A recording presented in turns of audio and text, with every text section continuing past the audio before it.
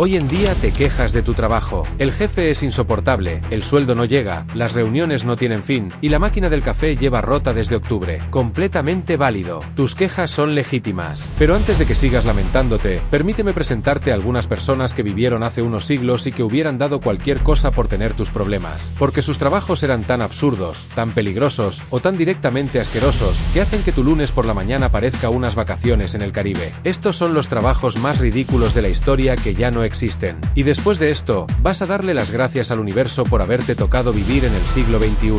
Trabajo 1. Los mensajeros del imperio. Cuando comunicarse era un deporte de resistencia. Hoy puedes mandar un mensaje a cualquier persona en cualquier rincón del planeta en menos de un segundo. Un segundo. Menos tiempo del que tardas en decidir si responder o dejar en visto. Antes del telégrafo, que no llegó hasta 1837, la única forma de transmitir información de un lugar a otro era mandar a un ser humano físicamente de un punto a un punto B con el mensaje encima. Sin atajos, sin conexión inalámbrica, solo piernas, determinación y la esperanza de que no te robaran en el camino. El sistema más sofisticado de la antigüedad fue el del Imperio Aqueménida, también conocido como el primer imperio persa. Un territorio tan enorme y tan difícil de gestionar que la comunicación no era simplemente una comodidad, era una cuestión de supervivencia imperial. Para resolverlo, construyeron el Angarium, una red de estaciones de relevo distribuidas a lo largo del Camino Real, la arteria principal del imperio que conectaba las ciudades de Susa y Sardis atravesando unos 2.700 kilómetros del territorio occidental del imperio. 2.700 kilómetros de camino vigilado, con guardias patrullando en intervalos regulares y estaciones de control cada cierta distancia. Cada estación albergaba caballos frescos y mensajeros de reemplazo listos para continuar el recorrido. El sistema funcionaba como una carrera de relevos. Un mensajero recorría su tramo a caballo a máxima velocidad, llegaba a la siguiente estación, entregaba el mensaje al siguiente jinete, y ese jinete salía disparado hacia la siguiente parada. El resultado era impresionante para la época. Un mensaje podía recorrer los 2.700 kilómetros del Camino Real en apenas 7 a 9 días. Sin este sistema, el mismo trayecto a pie habría tardado aproximadamente 90 días. 2 meses y medio contra una semana. La diferencia entre recibir una orden a tiempo y recibir una orden cuando la batalla ya terminó hace 6 semanas. Los mensajeros que recorrían el Camino Real no eran cualquiera. Transportaban las órdenes directas del Gran Rey, el hombre más poderoso del mundo conocido en ese momento. Una intercepción del mensaje podía comprometer campañas militares enteras, exponer estrategias secretas o desencadenar rebeliones en provincias que aún no sabían que estaban bajo ataque. Así que el trabajo conllevaba una presión que hoy en día pocos empleos pueden igualar. Pero si te parece impresionante el sistema persa, espera a conocer a los mensajeros del Imperio Inca, que resolvieron el mismo problema sin caballos, sin camino real pavimentado y sin nada parecido a la comodidad. Los chasquis eran los mensajeros del Inca, jóvenes corredores extremadamente entrenados que memorizaban los mensajes del rey, porque el Imperio Inca no tenía escritura formal, sin papel, sin tinta, sin documentos, todo era oral. El mensaje se transmitía de viva voz de chasqui en chasqui a lo largo de una red de caminos que atravesaba los Andes. Y cuando digo los Andes, no estoy hablando de un paseo por el parque. Estoy hablando de caminos de piedra irregular a más de 3.000 metros de altura sobre el nivel del mar, con desniveles brutales, temperaturas extremas, y tramos donde el camino era literalmente un sendero estrecho tallado en la roca de la montaña con un precipicio de varios cientos de metros al lado. Cada chasqui corría entre su estación y la siguiente, un tramo de entre 2 y 8 kilómetros, y entregaba el mensaje verbalmente al siguiente corredor, que lo memorizaba y salía corriendo inmediatamente. Sin descanso, sin pausa, el mensaje nunca se detenía. El sistema era tan eficiente que los cronistas españoles de la conquista documentaron con asombro cómo el Inca podía comer pescado fresco del Océano Pacífico en su palacio de Cusco, a más de 3.000 metros de altitud y a cientos de kilómetros de la costa, porque los chasquis lo transportaban a tal velocidad que llegaba antes de que se estropeara. Lo que significa que hace 500 años, un sistema de mensajería humana era más rápido entregando pescado fresco de costa a montaña que algunos servicios de reparto modernos entregando un paquete de 10 kilómetros. Reflexiona sobre eso la próxima vez que el repartidor marque tu pedido como entregado sin haber llamado al timbre. Pero al menos los mensajeros tenían una ventaja: cuando terminaban de entregar el mensaje, podían marcharse a casa. El siguiente trabajo tenía un problema bastante más desagradable, porque si creías que ganarse la vida corriendo cientos de kilómetros era duro, espera a conocer a las personas que se ganaban la suya comiéndose los pecados de los muertos. Trabajo 2. El comedor de pecados, el trabajo más deprimente de la historia. Si los mensajeros tenían un trabajo físicamente exigente, el siguiente de nuestra lista tenía uno que era directamente demoledor para el alma. Bienvenido al oficio del comedor de pecados, un trabajo tan oscuro y tan solitario que hace que trabajar de noche en un almacén parezca una experiencia socialmente enriquecedora. La práctica del comedor de pecados existió principalmente en Inglaterra, Escocia y Gales entre los siglos XVII y XIX, y el nombre, hay que reconocerlo, es completamente literal. Funcionaba así: cuando alguien moría, especialmente si había muerto de forma repentina sin sin tiempo para confesarse y arrepentirse de sus pecados, la familia del difunto tenía un problema teológico serio. El alma del fallecido cargaba con todo el peso de sus transgresiones en vida, y eso complicaba bastante su entrada al paraíso. La solución que la tradición popular había desarrollado era contratar a un comedor de pecados, un individuo que, mediante un ritual específico, absorbía simbólicamente todos los pecados del muerto y los cargaba en su propia alma, dejando al difunto limpio y libre para ascender al cielo sin impedimentos. El ritual era sencillo en su ejecución y perturbador en su concepto. La familia del fallecido colocaba una porción de comida, generalmente pan y un poco de cerveza, sobre el pecho o el rostro del cadáver recién fallecido. La idea era que la comida, al reposar en contacto con el cuerpo, absorbía los pecados que el alma del muerto había dejado atrás al partir. Una vez que la comida había estado suficiente tiempo sobre el cuerpo, se le entregaba al comedor de pecados, y el comedor de pecados se la comía, toda, delante de la familia, con el cadáver presente. El pan era siempre duro y viejo, la cerveza estaba tibia y turbia, y el ambiente general de la habitación, con un muerto en el centro y una familia en duelo mirándote comer en silencio absoluto, no era exactamente lo que se diría un entorno gastronómicamente placentero. Una vez terminada la comida, el comedor pronunciaba una oración breve, recibía su pago, y era escoltado fuera de la casa lo más rápidamente posible. Porque aquí viene la parte verdaderamente cruel del oficio. A pesar de que su trabajo era considerado necesario y hasta sagrado por la comunidad, el comedor de pecados era simultáneamente despreciado por esa misma comunidad. La lógica era impecable en su crueldad. Si este hombre se ha comido todos los pecados del muerto, ahora esos pecados están dentro de él. Lo que significa que el comedor de pecados es, por definición, la persona más moralmente contaminada del pueblo. El resultado práctico era que los comedores de pecados vivían en aislamiento casi total. Nadie quería tenerlos cerca, nadie socializaba con ellos, nadie los invitaba a nada. Vivían en las afueras del pueblo, en chozas míseras, completamente excluidos de cualquier vida comunitaria. Y así, turno tras turno, pecado tras pecado, el comedor de pecados acumulaba toda la miseria moral del vecindario sin poder compartir con nadie ni siquiera una conversación decente. El último comedor de pecados documentado en la historia fue un hombre llamado Richard Munslow, fallecido en Inglaterra en 1906. Según los registros, era un granjero humilde y respetado en su comunidad, y había tomado el oficio voluntariamente después de la muerte prematura de varios de sus hijos, como acto de servicio hacia sus vecinos. Lo cual convierte a Richard Munslow en probablemente la persona más triste de toda esta lista. Y esta lista tiene competencia seria. Y si comerse los pecados de un cadáver te parece una forma bastante horrible de ganarse la vida, el siguiente trabajo demuestra que siempre podía ser peor. Porque hubo una época en la que alguien decidió que la mejor persona para transportar explosivos durante una batalla era un niño de 7 años. Trabajo 3. El mono de pólvora. Cuando los niños eran munición de guerra.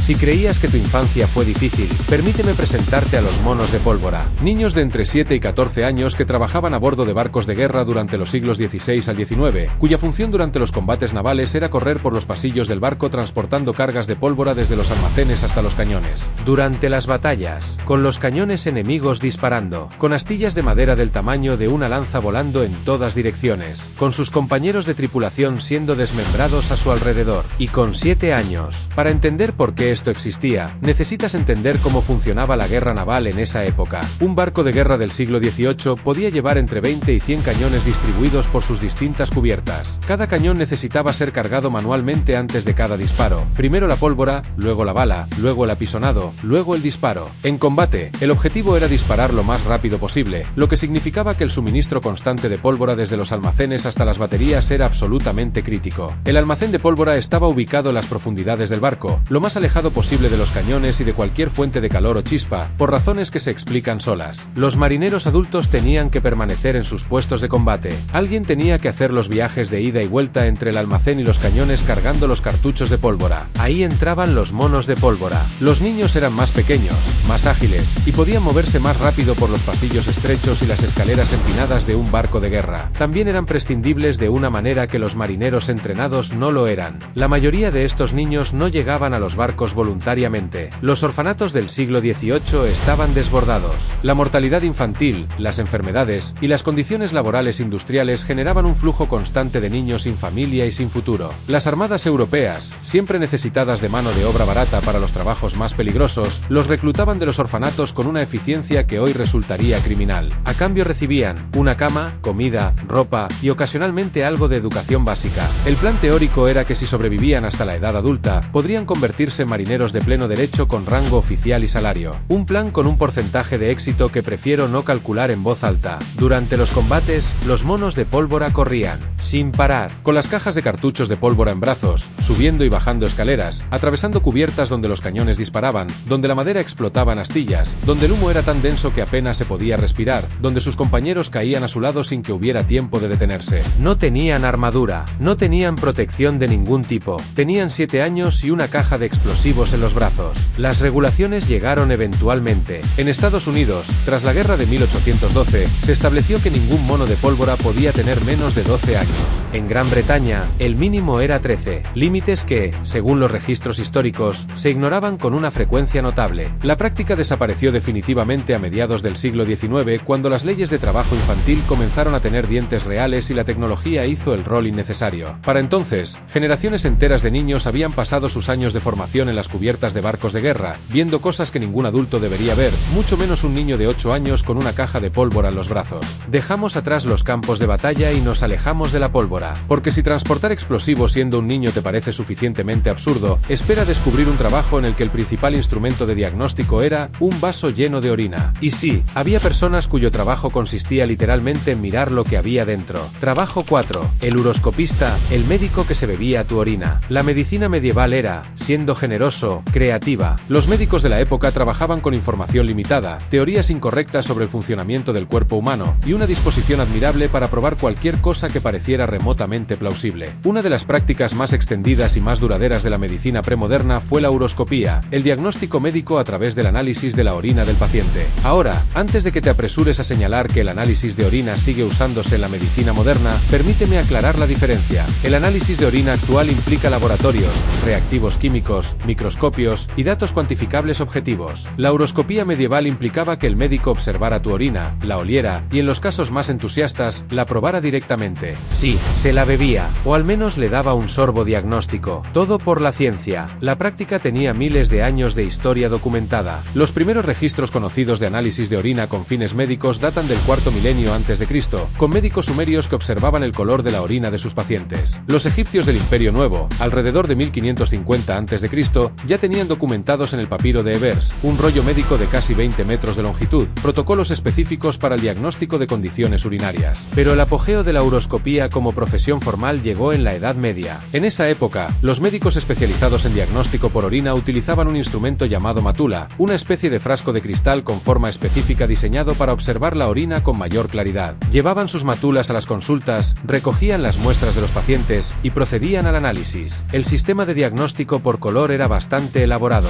Orina clara y transparente, posibles problemas de bazo. Orina de color amarillo intenso, el hígado estaba demasiado caliente, según la teoría de los humores. Orina verdosa, ictericia. Orina de color rojo oscuro, inflamación grave. Orina negra. Esto directamente significaba que probablemente no había mucho que hacer ya por el paciente. Si el color no era suficientemente concluyente, el uroscopista procedía con el olfato. Un olor especialmente fuerte o putrefacto indicaba infección. Un olor dulzón era señal de diabetes, un diagnóstico que resultaba ser correcto. La orina de un diabético sin tratar contiene glucosa, lo que le da un ligero sabor y olor dulce. Así que en ese aspecto específico, los uroscopistas medievales acertaban. Y luego, si ni el color ni el olfato eran suficientes, el uroscopista procedía con el gusto. Hay que reconocerles algo a estos hombres. La dedicación profesional era absolutamente fuera de lo normal. El problema fundamental de la uroscopía no era que fuera completamente inútil, porque como hemos visto, algunos de sus diagnósticos tenían base real. El problema era que el diagnóstico correcto no servía de nada si el tratamiento que seguía era erróneo. Y los tratamientos medievales para casi cualquier condición eran, en el mejor de los casos, ineficaces y en el peor, directamente peligrosos. Diagnosticas correctamente una infección urinaria por el olor. Perfecto. Ahora el tratamiento es una sangría para equilibrar los humores, reposo absoluto y una cataplasma de ingredientes que prefiero no detallar sobre el abdomen del paciente. El paciente empeora. El uroscopista concluye que los humores estaban más desequilibrados de lo que parecía.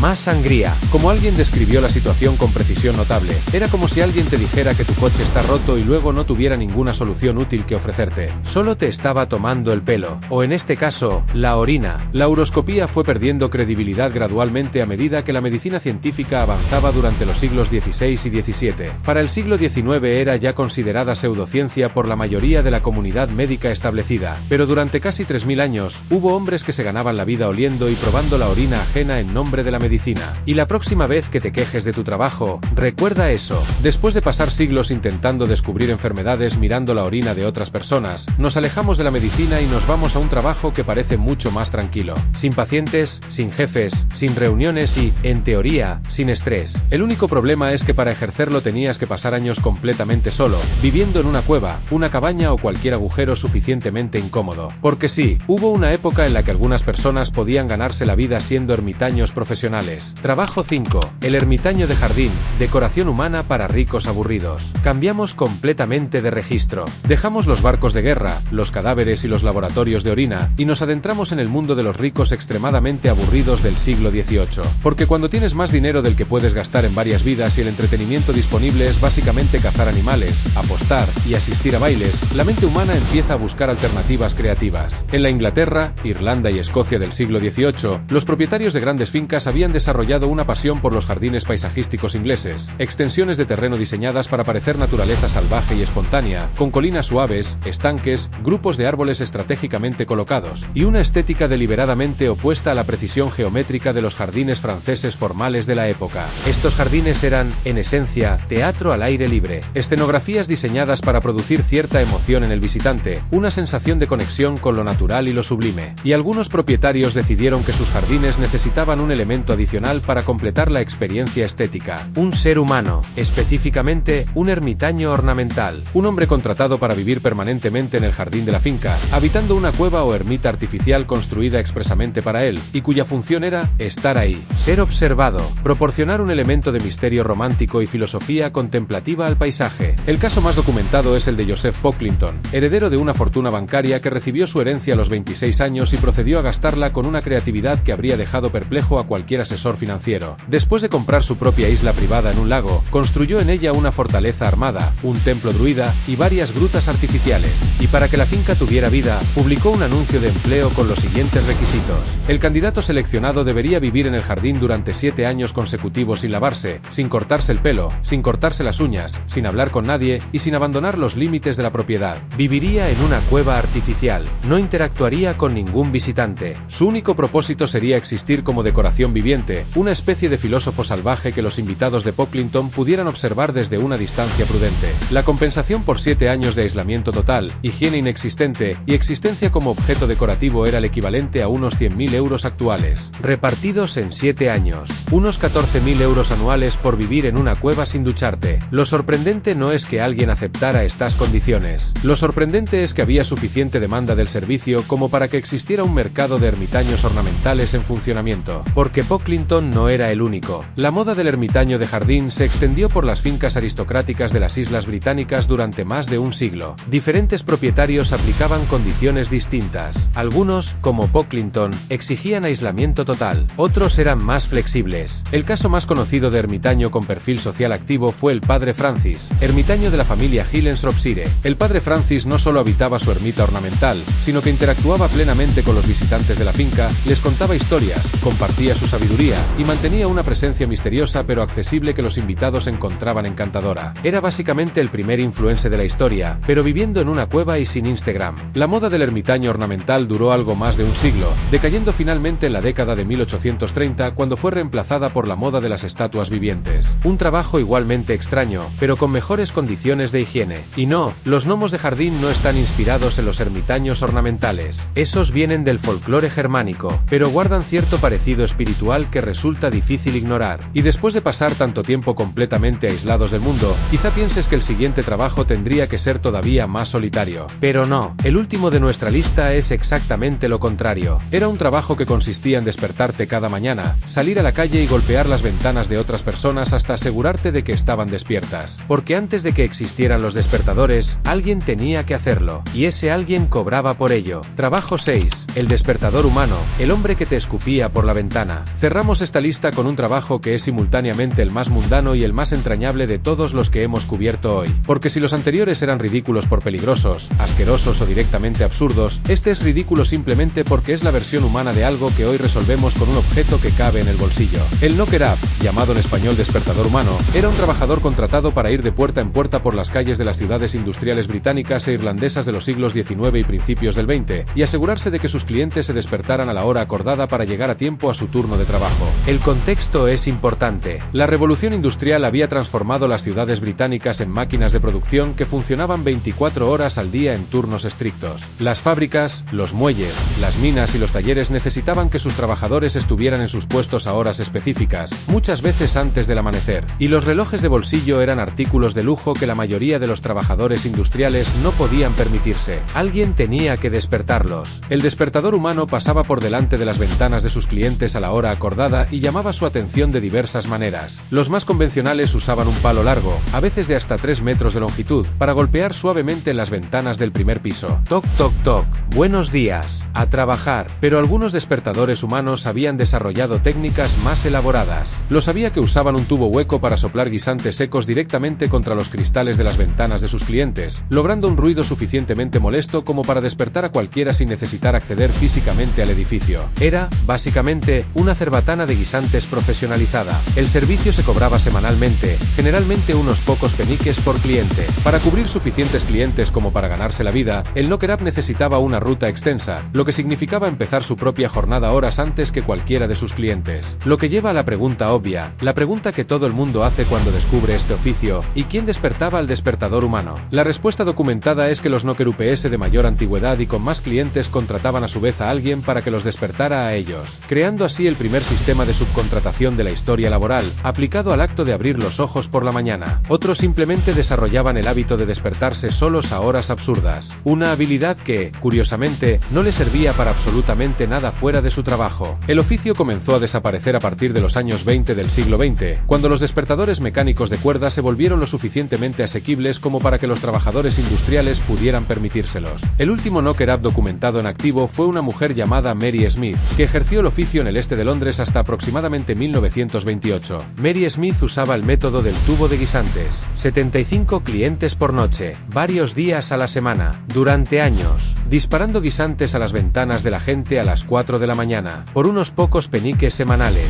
Y así, con Mary Smith y su tubo de guisantes, cerramos la lista de los trabajos más absurdos que la historia ha producido. 6 trabajos, 6 épocas distintas, 6 ejemplos de que la humanidad siempre ha encontrado formas creativas de resolver sus problemas, incluyendo algunas soluciones que desde la distancia del tiempo resultan entre hilarantes y perturbadoras. El mensajero que corría por los Andes a 3000 metros de altura, el comedor de pecados que se tragaba la miseria moral del vecindario en silencio, el niño de 8 años corriendo con pólvora en los brazos entre cañonazos, el médico que olía y probaba orina ajena en nombre de la ciencia, el hombre que vivía en una cueva sin ducharse para que los ricos tuvieran un jardín más interesante, y la mujer que disparaba guisantes a las ventanas ajenas antes del amanecer. Todos ellos tenían algo en común: su trabajo era necesario para la sociedad que los rodeaba, necesario, y en algunos casos el único disponible. La próxima vez que el lunes te pese demasiado, piensa en el comedor de pecados, en el mono de pólvora, en Mary Smith con su tubo de guisantes a las 4 de la mañana bajo la lluvia londinense, y luego abre tu aplicación de alarma, ponla para mañana, y da las gracias en silencio por haber nacido en el siglo correcto.